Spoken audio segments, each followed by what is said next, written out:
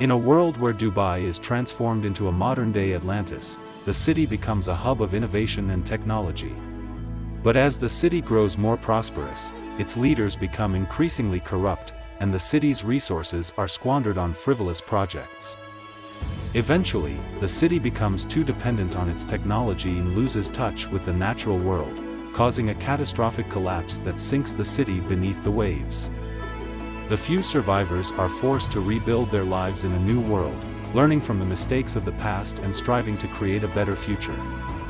They realize that their previous way of life, which was focused on technology and innovation, was ultimately unsustainable and led to their downfall. To rise again, the survivors must learn to live in harmony with the natural world, and they begin to develop sustainable practices for agriculture, fishing, and energy. They also work together to rebuild their community, creating a more equitable and just society that values collaboration and cooperation over greed and corruption.